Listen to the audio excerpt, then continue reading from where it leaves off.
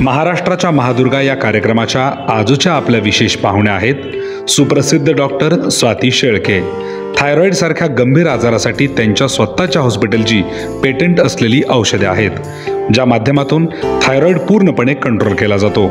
महाराष्ट्रभरातून अनेक सारे थायरॉईडचे रुग्ण त्यांच्याकडे इलाजासाठी येतात। थायरॉईड आजाराची जनजागृती, मोफत तपासणी शिबिर, थायरॉईड पेशंटसाठी संपूर्ण मार्गदर्शन अशी विविध सामाजिक उपक्रम त्या राबवतात। तसेच महिलांसाठी योगा प्रशिक्षण, डाएट प्लॅन आणि फिटनेस यासाठीही त्या काम करतात। येणाऱ्या काळात स्त्रियांसाठी वेगवेगळे उपक्रम राबवणार असल्याचे त्यांनी सांगितले आहे। आयुष्यामध्ये अनेक अडचणींचा सामना करत त्या पुढे आल्या आहेत। पाहूया महाराष्ट्र जीवन न्यूजने घेतलेली त्यांची ही विशेष मुलाखत। नमस्कार, मी व्यंकटेश नरसिंगे। तुम्ही पाहत आहात महाराष्ट्र जीवन न्यूजचा हा विशेष शो, ज्याचं नाव आहे महाराष्ट्राच्या महादुर्गा। या शोच्या माध्यमातून आम्ही समाजातील अशा काही महिला तुमच्यापर्यंत आणण्याचा प्रयत्न करत असतो। अशा काही महिलांचं जीवन प्रवास तुमच्यापर्यंत आणण्याचा प्रयत्न करत असतो, ज्यांचं काम या समाजामध्ये विशेष आहे, ज्यांच्या कार्यामुळे समाजातील स्त्रियांना किंवा सर्वांनाच त्यामधून प्रेरणा मिळेल। आजच्या ज्या आपल्या भागाच्या पाहुण्या आहेत त्यांची ओळख करून देताना एक गोष्ट या ठिकाणी महत्त्वाची आहे, ती म्हणजे की ते जे ट्रीटमेंट देतात, doctor Shelke homeo thyroid super speciality clinic असं त्यांच्या क्लिनिकचं नाव आहे। आणि त्याची जी ट्रीटमेंट आहे, थायरॉईडचं आपण बऱ्याचदा ऐकतो की थायरॉईड हा न बरा होणारा आजार आहे किंवा बरंचसं काही समाजामध्ये आपल्याला त्याविषयी माहिती आहे, परंतु मॅडमकडं एक अशी ट्रीटमेंट आहे, त्यांचं एक स्वतःचं असं औषध आहे ज्याचं पेटंट त्यांनी करून घेतलेलं आहे आणि त्याच्यामधून 100% इलाज होतो आणि पेशंट पूर्णपणे बरा होऊन जातो। असं अनेक सारी उदाहरणंसुद्धा या ठिकाणी या क्लिनिकमध्ये आपल्याला पाहायला मिळतात। ज्यांच्याविषयी मी तुम्हाला सांगत आहे ते आहेत doctor Shelke, Swati Shelke madam. Madam, तुमच्या चॅनलमध्ये खूप खूप स्वागत आहे। थँक्यू। तर मॅडम, आपण थेट विषयाकडे येऊयात। तर तुमच्यासाठी पहिला प्रश्न असा आहे की तुमच्या जीवन प्रवास कशी सुरुवात झाली, तुमचं शालेय जीवन कसं होतं आणि मग तुम्ही डॉक्टर या पेशाकडे कसं वळालात? सर्वप्रथम सर्वांना नवदुर्गाच्या हार्दिक शुभेच्छा आणि महाराष्ट्र न्यूज चॅनलचं खूप खूप आभार, ज्याने की मला या नवदुर्ग कार्यक्रमामध्ये संधी देण्याचा भाग्य मला दिलं। तर माझा प्रवास म्हणायला म्हणजे की माझं जन्मल्यापासून ते जे मी आत्ता व्यवसाय करते ते पूर्ण हा प्रवास माझा लातूरमध्ये झालेला आहे। प्राथमिक शिक्षण लातूरमध्ये झालेलं आहे, माध्यमिक शिक्षण लातूरमध्ये झाले आहे आणि हे पदवीधर शिक्षण ही लातूरमध्ये झालं आणि माझं लग्नही लातूरमध्ये झालं आणि मी लातूरमध्येच राहते। माझं माहेर सासर दोन्ही लातूरमध्येच आहे। तर सरांचा प्रश्न आहे की मी डॉक्टर या व्यवसायामध्ये कशा प्रकारे आले।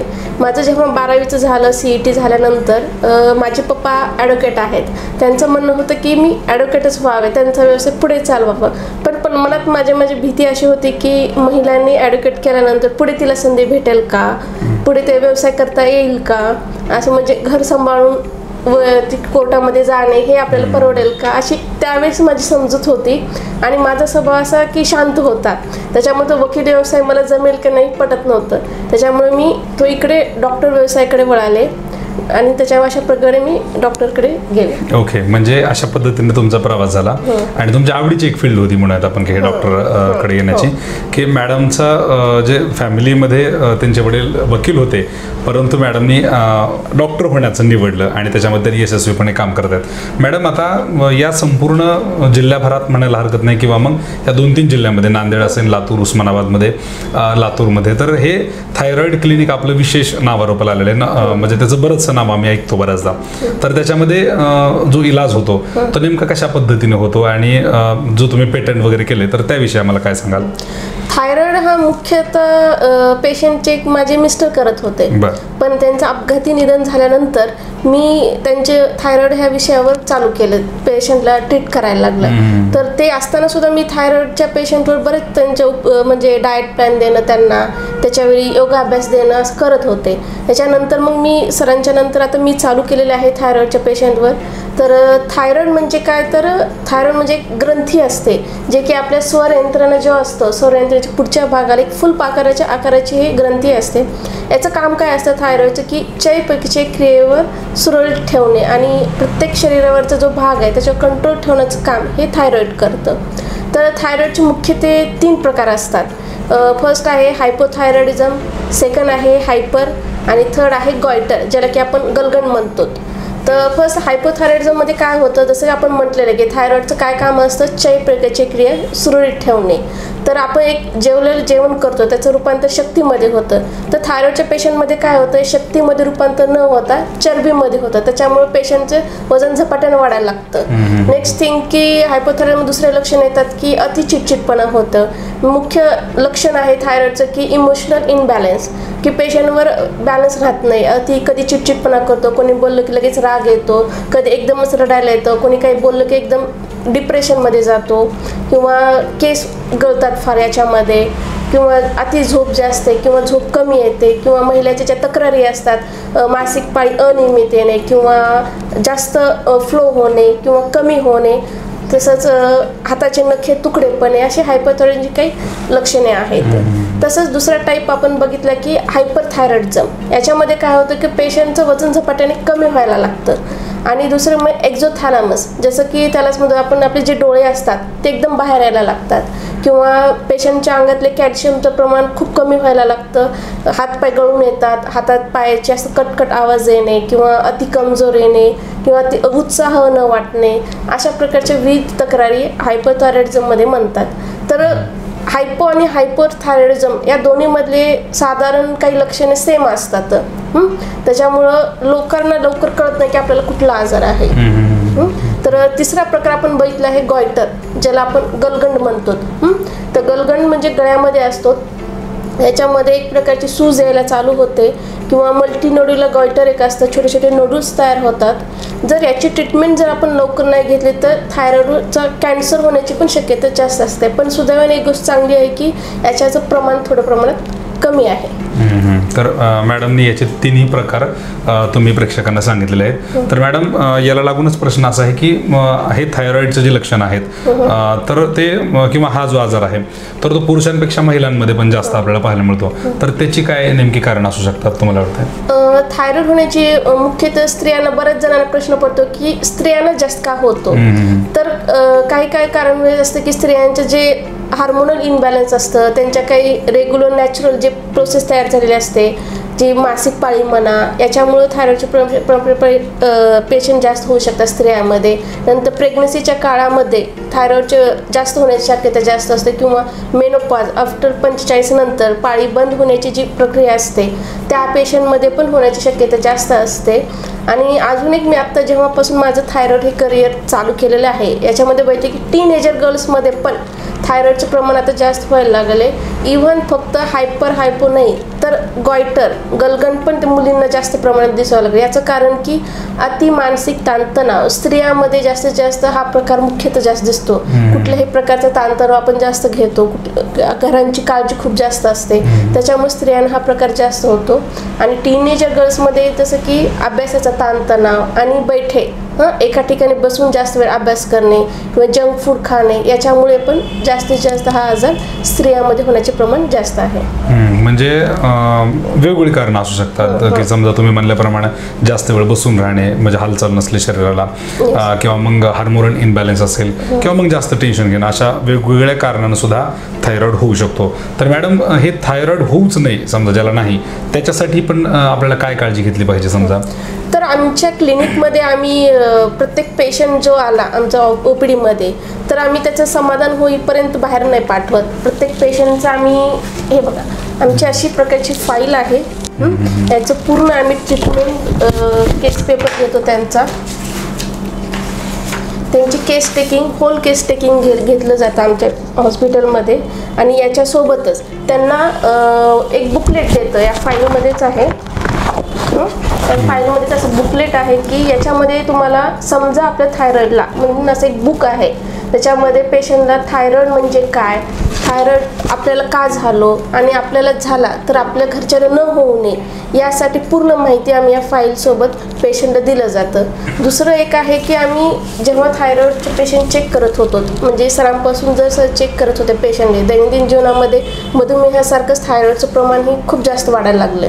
तर पेशंट चेक करत असताना, थायरॉइडने ग्रस्त असलेले पेशंट असे चेक करताना, त्यांची समस्या जाणून घेताना एक असं जाणवलं आम्हाला की एक थायरॉइड एक औषध निर्माण करावं. त्या अनुभवानुसार आतापर्यंत जेवढा अनुभव आम्ही घेऊन एक पेटंट म्हणून एक मेडिसिन तयार चालू केलं थायरॉइडसाठी, जे की थायरोशील A थायरोशिल बी अँड थायरोशिल के अशा पद्धतीचं आम्ही एक थायरॉइडवरती मेडिसिन चालू केलं. यासाठी आम्हाला नागपूरचं सिमराज होमिओकेअर लॅब याचं खूप चांगली मदत भेटली. त्यांच्या मदतीनं आम्ही हे पेटंट स्वतःचं आम्हाला विकसित करायला भेटलं आणि या मेडिसिनद्वारे बऱ्याच प्रमाणाचे पेशंटचे थायरॉइड कंट्रोल झालेले आणि त्यांचे लक्षणंही कमी झालेले आहे. आणि थायरॉइड होऊ नये तर याचं एक कारण असतं की काय होतं, सामान्य लोकांनाही काय होतं, जास्त आता पुरुषांचं प्रमाण पण थोड्या प्रमाणात वाढायला लागलंय. याचं कारण आहे की आपल्या घरच्यामध्ये मिठाचं आयोडीनचं प्रमाण कमी प्रमाणात आहे. दुसरं की बोरचं पाणी, जसं की बघतो आपण महाराष्ट्रामध्ये किंवा ज्या दुष्काळी भागामध्ये बोरचं प्रमाण जास्त वाटतं. बोरच्या पाणीमध्ये क्षार जास्त प्रमाणात असतं. त्याच्यामुळे हे थायरॉइड होण्याचं प्रमाण जास्त असतं. किंवा अति मानसिक ताणतणाव, एखादा काही घटना घडली, त्याचा धक्का लागला तर त्याच्यामुळे हा थायरॉइडचं प्रमाण जास्त होऊ शकतं. तर न होण्यासाठी आपल्याला पूर्ण आहारावर कंट्रोल ठेवावा लागेल. आपले जेवणाचे जे टायमिंग्स आहेत, आपण जे 12 नंतर जेवण करतो ते 12 नंतर जेवण न करता सकाळचं जेवण व्यवस्थित पाहिजे, दुपारचं जेवण व्यवस्थित पाहिजे आणि संध्याकाळचं जेवण पण 9च्या अगोदर आपल्याला पाहिजे. शारीरिक व्यायाम पण तेवढाच पाहिजे आपल्याला गरजेला. तर हे पूर्ण आपण मेंटल आहार आणि आपलं शारीरिक व्यायाम व्यवस्थित ठेवला तर थायरॉइड आजारापासून जरूर मुक्तता आपल्याला भेटेल. ओके, म्हणजे दररोजची रुटीन ही आपली चांगली असेल, आपल्या शरीराला पूरक असेल तर आपल्याला असे कुठलेही आजार समजा होण्याचे चान्सेस कमी असतात. बरं मॅडम, तुम्ही हे जे पेटंट विषयी सांगितले हे औषध कसे आहेत, आयुर्वेदिक आहेत का कशामध्ये येतात? हे आयुर्वेदिक म्हणजे होमिओपॅथिक आहेत. आमचे जे होमिओपॅथिकचे जे प्रोडक्ट्स आहेत, जे वेगवेगळे इन्ग्रेडियंट्स आहेत ते वापरून आम्ही फॉर्म्युला तयार करून हे मेडिसिन तयार केलेले आहे. जसं की लॅब स्पॉन्जिया टोस्टा हे अशा प्रकारचे इन्ग्रेडियंट्स फॉर्म्युला तयार करून ही मेडिसिन तयार केलेलं आहे. Okay okay okay. आणि त्याचा रिझल्ट सुद्धा खूप चांगला आता येतो. येस. महाराष्ट्राच्या महादुर्गा या विशेष शोमध्ये आपण चर्चा करत आहोत डॉक्टर स्वाती शेळके मॅडम यांच्यासोबत. थायरॉइड विषयीची बरीचशी माहिती त्यांनी आत्तापर्यंत आपल्याला दिली आहे की कशा पद्धतीचे लक्षणं असतात, थायरॉइडचे लक्षण दिसल्यानंतर कशा पद्धतीची ट्रीटमेंट घेतली पाहिजे, काय काळजी घेतली पाहिजे. याच्यानंतर पुढे पण आपण जाऊयात की मॅडम आता तुम्ही आपल्या क्लिनिकमध्ये थायरॉइडचं तर पूर्णपणे ट्रीटमेंट करता, याच्यासोबत आणखी काय काय ट्रीटमेंट आपल्याकडे ते क्लिनिकमध्ये होते? समजा मी थायरॉइड पेशंट बघण्याच्या अगोदर मी योगा क्लास घेत होते. काही ऑनलाईन घेतलेत, काही ऑफलाईन घेतलेत. गर्भसंस्काराचे क्लासेस पण काही घेतलेले आहेत. त्याच्यानंतर मी जीवनेकर प्रतिष्ठान कॉलेजमध्ये एक असिस्टंट प्रोफेसर पण केलेलं आहे. त्याच्यामुळं थायरॉइडच्या अगोदर मी जे वजन वाढवणे, वजन कमी होणे याच्यासाठी त्यांना योग्य तो डाएट प्लॅन देत होते, त्यांना योग्य तो व्यायाम देत होते. तर अशा प्रकारे आत्ताही मी ते चालू केलेलं आहे. जसं थायरॉइडचे पेशंट बघतो आपण, एखाद्याचं वजन खूपच वाढतं आणि एखाद्याचं वजन खूपच कमी होतं. ते असे पेशंट खूप ग्रस्त असतात आणि काही वर्किंग वुमन असतात की ज्यांना बाहेर पडून जिम वगैरे लावणे किंवा बाहेर जाऊन कुठलं तर एखादं केमिकल प्रोडक्ट्स घेऊन ते घेणं असं जमत नाही काही पेशंटना पैशाअभावी. मग त्यासाठी मी त्याच पेशंटना एक वजन कमी करण्यासाठी डाएट प्लॅन देते, सोबत त्यांना आहार मार्गदर्शन म्हणजे जसं म्हणतो की रोज डेलीचं डाएट प्लॅन मी त्यांना व्हॉट्सअपद्वारे पाठवलं असतं आणि घरगुतीच त्यांना व्यायाम कसा करावा वजन कमी करण्याचं हे दिलं जातं. आणि हा आहार पण असा असतो की ते स्वतः घराच्या हातून आपल्या हाताने तयार करून खाऊ शकतात. आणि असं नाही की ते त्यांना वेगळं आणि घरच्यांना वेगळं नाही, ते जे स्वतः तयार करतात वजन कमी करण्यासाठी डाएट प्लॅन मी जो देतो ते त्यांनी इतरांना पण ते देऊ शकतात. अशा प्रकारचं डाएट प्लॅन माझं वेट लॉससाठी दिलं जातं. तसंच थायरॉइडचे पेशंट बघत मला हे जाणवलं की पेशंटची थायरॉइडची स्किन खूप ड्राय असते, पिगमेंटेशन ज्याला आपण वांग म्हणतो हे खूप प्रमाणात वाढत चाललं आहे की अशा बऱ्याच तक्रारी असतात महिलांच्या. ह्याच्यासाठी काहीतरी आपण वेगळं काही करू शकतो का हे माझ्या डोक्यात होतं. तर मी सर्च करून मला एक नवीन ट्रीटमेंट भेटली की जे हायड्राफेशियल ट्रीटमेंट ही की मी आता माझ्या क्लिनिकमध्ये चालू केली आणि त्याचा एक चांगला प्रतिसाद मला भेटत आहे. या ट्रीटमेंटद्वारे जर आम्ही एक मशीनद्वारे पेशंटला फेशियल करतो स्किनवरती पूर्ण, याच्याद्वारे त्यांचं पिगमेंटेशन दूर होतं, स्किन टोन चांगली होते, स्किन ग्लोईंग होते चांगल्या प्रकारे. आणि जे काही तक्रारी असतात, ड्राय स्किन असते काही पेशंटचं, त्यांचं पण हायड्रेशन चांगलं मेंटेन ठेवता येतं. आणि यासोबत मी हायड्राफेशियल ट्रीटमेंट देत सोबत त्यांना घरगुती पण स्किन ग्लोसाठी 15-20 दिवसाचा डाएट प्लॅन देतो. पण हा डाएट प्लॅन पण बाहेर इतर कुठलेही प्रोडक्ट्स न घेता, कुठलं क्रीम न घेता, कुठलं काही पावडर किंवा असलं कोणी मेडिसिन न घेता की घरच्या वस्तूपासून आपण स्किनसाठी काय उपयोगी करू शकतो त्याचाही मी डाएट प्लॅन एक 15-20 दिवसासाठी मी त्याच्यासोबत देते. ओके, म्हणजे थायरॉइडच्या सोबत सुद्धा तुम्ही हायड्रा फेशियल आणि त्याचबरोबर तुम्ही आता सांगितल्याप्रमाणे योगाचे क्लासेस वगैरे ह्याच्यामध्ये पण तुम्ही म्हणजे काम करता आणि म्हणजे आरोग्याच्या रिलेटेड जे काय आहे ते त्याच्यामध्ये तुम्ही काम सांभाळता. खरंच खूप चांगल्या पद्धतीनं तुमच्याकडे ट्रीटमेंट होते. आम्ही बऱ्याचशा पेशंटला सुद्धा आम्ही विचारलेलं आहे. तर मॅडम आता एक गोष्ट असते की एखादी स्त्री थोडं बाहेर पडून घराच्या काहीतरी काम करते, स्वतःच एक अस्तित्व निर्माण करण्याचा प्रयत्न करते बऱ्याचदा, आणि एकीकडे आपण पाहतो की मॅक्झिमम स्त्रिया ह्या संध्याकाळी 7 वाजले की सिरियल बघतात आहे ना, एक डेलीचं रुटीन असतं त्यांचं आणि फक्त घरगुती काम आणि ते फक्त हे सगळं करून बाहेर पडताय तुम्ही आणि पडलेला आहात तुम्ही, हे सगळं काम करता, सोशलमध्ये मोठं काम आहे तुमचं. तर याच्या मागं कोणती नेमकी एनर्जी काम करते की तुमचं मोटिवेशन काय आहे याच्या मागचं? मोटिवेशन म्हणजे माझं पहिल्यापासून असं एक स्वप्न म्हणजे एक ध्येय होतं की आपलं नाव कमवावं, आपल्या नावाने लोक ओळखावे. मी जेव्हा ट्युशनमध्ये होते ते 10वी-12वीचे, आमचे एक सर होते, ते सर म्हणायचे की मरायचं असेल तर असं मरायचं की मेल्यानंतर लोकांनी आपलं 10 लोकांनी तर नाव घ्यायला पाहिजे. ते माझं वाक्य फार घुमत होतं. मग त्याच्यासाठी तसंच आपण काहीतरी करावं, आपलं नाव काहीतरी कमावं हे उद्देश होता. त्याच्यामुळे मी पुढे वाटचाल चालू करत गेले. योगा क्लासेस म्हणा, काही वेगळ्या जे गर्भसनाचे क्लासेस करत गेले. नंतर हे माझ्यासोबत थोडं दुर्घटना घडली, त्याच्यानंतर मग मी क्लिनिक चालू केलं. क्लिनिक चालू केल्यानंतर हळूहळू मला चांगला पेशंटचा प्रतिसाद मिळाला. हे चालू करत असताना माझ्या घरची पहिली ऊर्जा म्हणजे माझी मुलगी. तिला बघून मी एवढं स्टँड घेतलं पहिली गोष्ट तरी. नंतर मग माझ्या आईवडिलांचाही खूप चांगला मला पाठिंबा भेटला की बऱ्याच लोकांनी मला हे क्लिनिक उभारताना हिचं चालेल का, हिला करता येईल का, बरेच प्रश्न विचारले. पण आईवडिलांनी माझ्या नाही, जसं होईल तसं, नुकसान झालं तरी चालेल म्हणून ह्या उद्देशाने आम्ही क्लिनिक पण चालू केलं आणि आता चांगल्या प्रकारे क्लिनिक चालू झालं. तशाच पद्धतीनं माझी दुसरी ऊर्जा म्हणजे की माझी छोटी बहीण आहे जे सोलापूरमध्ये, तिचे एक सासरे आहेत डॉक्टर मिलिंद शाहीर म्हणून. त्याने एक वाक्य त्या काळात मला म्हणलं होतं की बेटा फक्त 8 दिवस हे लोक तुला साथवण देतील, त्याच्यानंतर हे तुला कोणी विचारणार सुद्धा नाहीत, तू काय करायलीस, तुझ्यासोबत काय पाहिजे. हे पण वाक्य मला चांगलं आठवतं आणि त्या गोष्टी घडत गेल्या. त्यांच्या एका वाक्यानं पण मला खूप चांगली एनर्जी भेटली.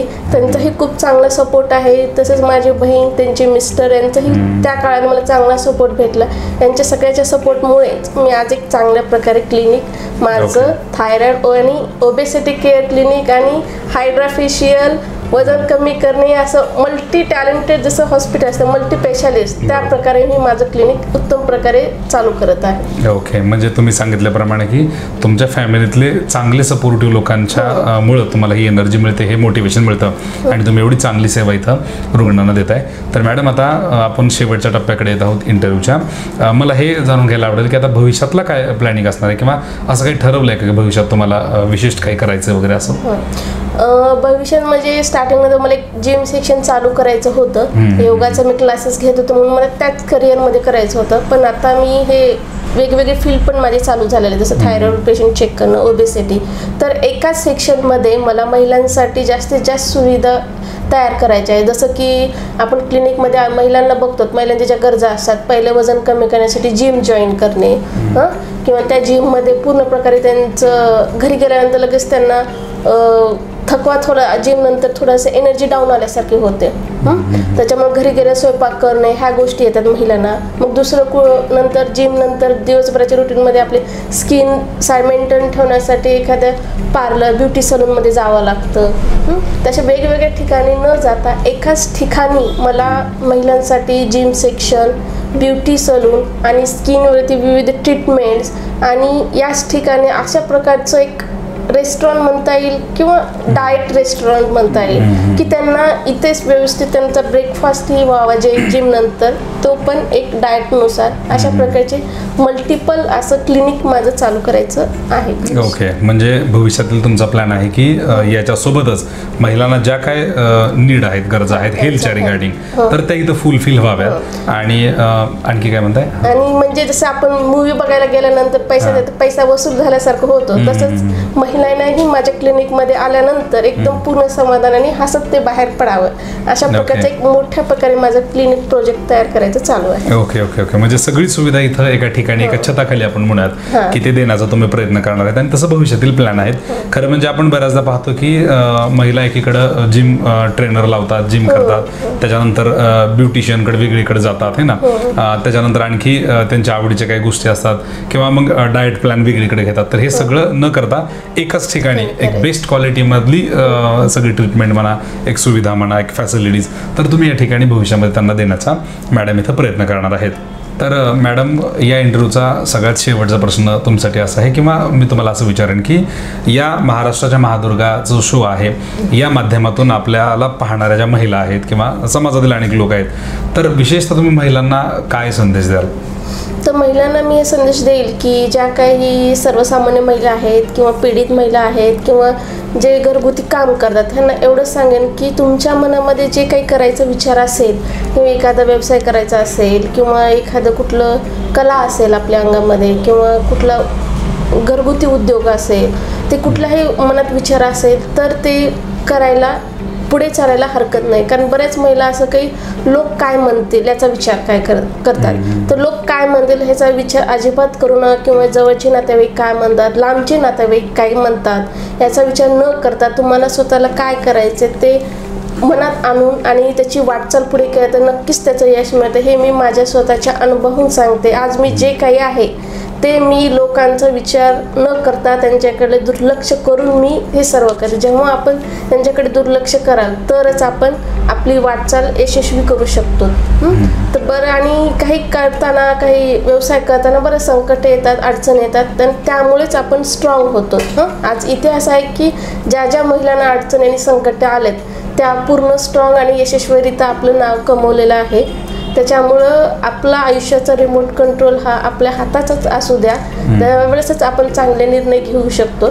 त्याच्यामुळं सर्व महिलांना एक विनंती आहे की प्रत्येकाने आपापल्या करिअरमध्ये प्रोग्रेस करा आणि एखादं पाऊल टाका, नक्कीच तुम्हाला त्याच्यामध्ये यश भेटेल. ओके, म्हणजे मॅडमनी या ठिकाणी महिलांसाठी जो संदेश दिलेला आहे की स्वप्न तर सगळेच बघतात पण काही मोजके लोक त्याला पूर्ण करतात आणि ते पूर्ण करण्याची ताकद तुमच्या सगळ्यांमध्ये सुद्धा आहे. फक्त आपल्याला त्याला सातत्यानं पुढे घेऊन गेलं पाहिजे आणि आपल्या जे लक्ष आहे, आपलं जे ध्येय आहे त्याच्याकडे वाटचाल केली पाहिजे, ना की छोट्या मोठ्या कारण सांगून फक्त त्याच्यापासून डायव्हर्ट होऊन किंवा ते हातातून सोडलं नाही पाहिजे असं मॅडमचं म्हणणं आहे. प्रत्येक माणसाच्या आयुष्याची एक वेगळी स्टोरी असते असं मला वाटतं की मी एवढं पत्रकारितेमध्ये फिरतो, अनेक लोकांच्या मॅडम आतापर्यंत इंटरव्ह्यूज घेतलेले आहेत. तर ती स्टोरी कधी ऐकायला चांगलं वाटतं आपल्याला जेव्हा ती स्टोरीचा एंड एका यशस्वी गोष्टीमध्ये होतो. कारण आपण ज्या यशस्वी गोष्टी नसतात, ज्या अपयशी ठरलेले व्यक्ती असतात, आपण तशा लोकांचं जर इंटरव्ह्यू ऐकत नाहीत किंवा स्टोरी ऐकत नाहीत, पण आपण कोणाचे ऐकतो तर ज्या यशस्वी ठरलेले आहेत. तर मॅडमचा हा जीवन प्रवास सुद्धा एक संघर्षमय प्रवास होता. त्यांनी सांगितल्याप्रमाणे की अगदी सुरुवातीपासून त्यांनी वेगळ्या क्षेत्रामध्ये त्यांना काहीतरी करिअर करायचं होतं.